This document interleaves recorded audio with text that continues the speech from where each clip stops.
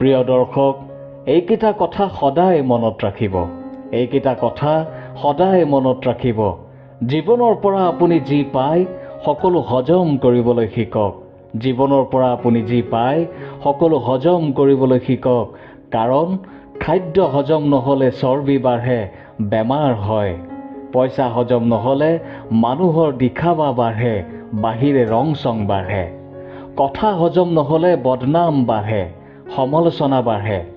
সমালোচনা হজম নহ'লে শত্ৰুতা বাঢ়ে। প্ৰশংসা হজম নহ'লে অহংকাৰ বাঢ়ে। গোপনীয়তা হজম নহ'লে বিপদ বাঢ়ে। দুখ হজম নহ'লে নিৰাশা বাঢ়ে, আৰু সুখ হজম নহ'লে পাপ বাঢ়ে। অপমান হজম নহ'লে উদাসীনতা বাঢ়ে, আৰু উদাসীনতা হজম নহ'লে জীৱনত কষ্ট বাঢ়ে। জীৱনত যি সহজে পোৱা যায় সেয়া হৈছে ঠগ, প্ৰবঞ্চনা। যি পাবলৈ কঠিন সেয়া হৈছে সন্মান।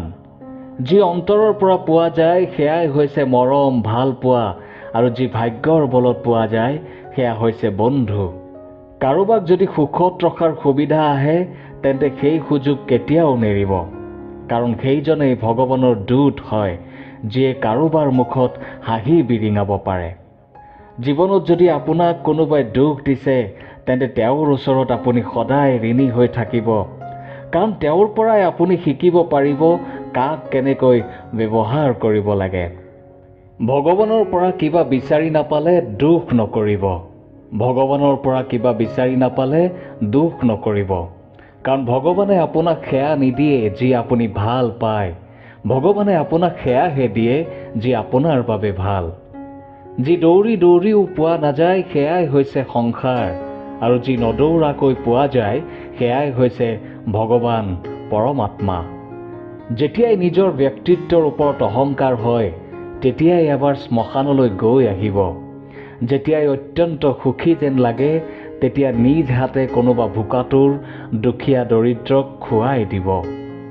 যেতিয়াই নিজৰ শক্তিৰ ওপৰত অহংকাৰ হয় তেতিয়াই এবাৰ বৃদ্ধাশ্ৰম গৈ আহিব। আৰু কেতিয়াবা যদি কাৰোবাৰ প্ৰতি শ্ৰদ্ধাৰে শিৰণত কৰে তেন্তে এবাৰ পিতৃ মাতৃৰ চৰণ চুই সেৱা জনাব।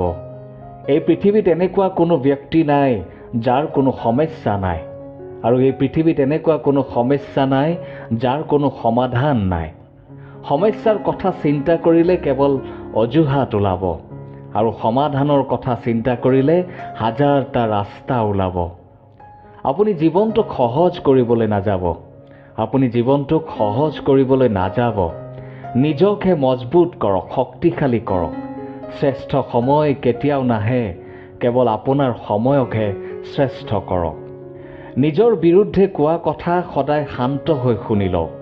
বিশ্বাস কৰক, সময়ে ইয়াৰ উত্তৰ নিশ্চয় দিব। ধৈৰ্য আৰু সহনশীলতা। ধৈৰ্য আৰু সহনশীলতা এয়া কোনো দুৰ্বলতা নহয়। এয়া হ'ল ব্যক্তিৰ অন্তৰ্নিহিত শক্তি, যি সকলোৰে নাথাকে। আপুনি জানেনে, পকা ফলৰ 3টা পৰিচয় থাকে। পকা ফলৰ 3টা পৰিচয় থাকে। প্ৰথমটো, ফল পকিলে নৰম হৈ যায়। দ্বিতীয়তে, ফল পকিলে মিঠা হয়। তৃতীয়তে, ফল পকিলে তাৰ ৰং সলনি হৈ যায়। ঠিক একেদৰে জ্ঞানী ব্যক্তিৰো 3টা পৰিচয় থাকে। প্ৰথমটো, সেই ব্যক্তি সদায় নম্ৰ হয়। দ্বিতীয়তে, তেওঁৰ কথা বতৰা সদায় মধুৰ হয়, মিঠা হয়।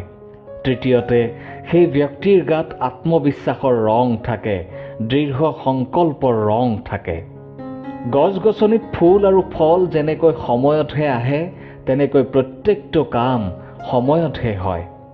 ক'ৰবাত যেতিয়া জুই লাগে তেতিয়া জুই ক'ৰ পৰা, কেনেকৈ আৰু কিয় লাগিলে বুলি প্ৰশ্ন কৰি থকাতকৈ জুই নুমুৱাবলৈ চেষ্টা কৰিব লাগে।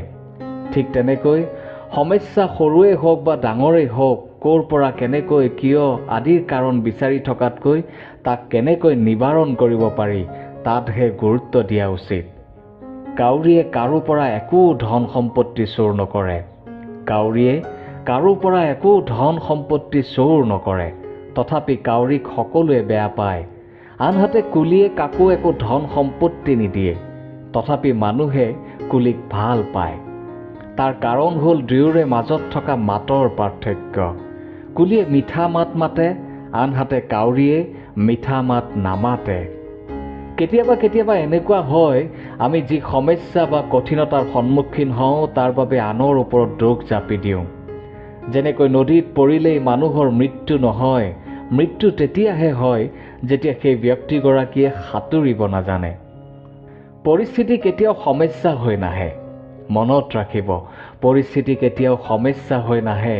পৰিস্থিতি তেতিয়াহে সমস্যা হয় যেতিয়া আপুনি সেই পৰিস্থিতিৰ লগত মোকাবিলা কৰিব নোৱাৰে। সুখী হৈ থকাৰ এটাই সাধাৰণ মন্ত্ৰ, সুখী হৈ থকাৰ এটাই সাধাৰণ মন্ত্ৰ, কোনে কি কৰিছে, কিয় কৰিছে, কাৰ বাবে কৰিছে, সেইবিলাকৰ পৰা আঁতৰি থকা।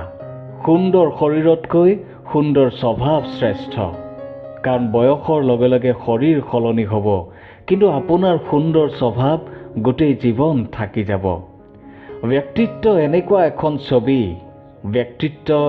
এখন ছবি যিয়ে কলম আৰু জিভা অবিহনে মানুহৰ ওপৰত প্ৰভাৱ পেলাব পাৰে। আজিকালি সমাজখন বহুত স্বাৰ্থপৰ। সেয়েহে বুকুত শিল থৈ জীয়াই থকাই শ্ৰেষ্ঠ। কম কথা কওক, যথেষ্ট শুনক। সন্মুখত আহি কাকো শিক্ষা নিদিব, জ্ঞান নিদিব।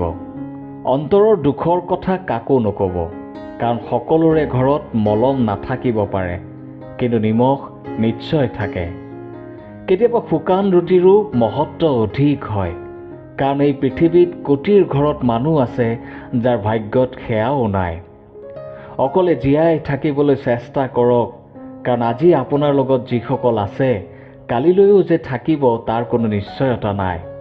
কিতাপ পঢ়াৰ অভ্যাস ৰাখক, যিয়ে শেষলৈকে আপোনাৰ লগত থাকিব। যিকোনো পৰিস্থিতিতেই নিজকে ভাগি পৰিবলৈ নিদিব, কাৰণ মানুহে ভাগি যোৱা ঘৰ এটাৰ ইটা পৰ্যন্ত উঠাই লৈ যায়। এই পৃথিৱীত মানুহ বৰ আচৰিত প্ৰাণী। ধূপ কিনে ভগৱানৰ কাৰণে, কিন্তু সুগন্ধ নিজৰ মতে বাছি লয়। এই পৃথিৱীত মানুহ বৰ আচৰিত প্ৰাণী। ধূপ কিনে ভগৱানৰ কাৰণে, কিন্তু সুগন্ধ নিজৰ মতে বাছি লয়। কাৰোবাক সহায় কৰাৰ সময়ত কেতিয়াও নাভাবিব যে এদিন আপোনাৰো কামত আহিব। কোনো চিন্তা নকৰাকৈ সহায় কৰক আৰু এৰি দিয়ক ভগৱানৰ ওপৰত, কাৰণ কাৰোবাৰ ওপৰত আশা কৰা মানে আপুনি ভৱিষ্যতে দুখ সঞ্চিত কৰা। টকা পইচাক আপুনি যেনেকৈ ইচ্ছা তেনেকৈ ৰাখক, ইয়াৰ মূল্য কেতিয়াও কম হৈ নাযায়। ঠিক তেনেকৈ নিজৰ ব্যক্তিত্বকো তেনেকৈ ৰাখক যাতে জীৱনৰ যিকোনো পৰিস্থিতিতেই আপোনাৰ ব্যক্তিত্ব মূল্যহীন নহয়। সম্বন্ধ ৰক্ষাৰ বাবে ইমানো তললৈ নাযাব যে ওপৰলৈ উঠিবলৈ আপোনাক কাৰোবাৰ সহায়ৰ প্ৰয়োজন হ'ব।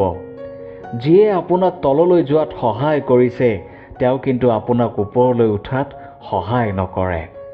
জীৱনৰ এক সুন্দৰ সত্য, যদি উপবাসে থাকিলে ভগৱান সুখী হয়, তেন্তে এই পৃথিৱীত বহুদিনলৈ খালী পেটে থকা ভিক্ষাৰীসকল সকলোতকৈ সুখী হ'লহেঁতেন।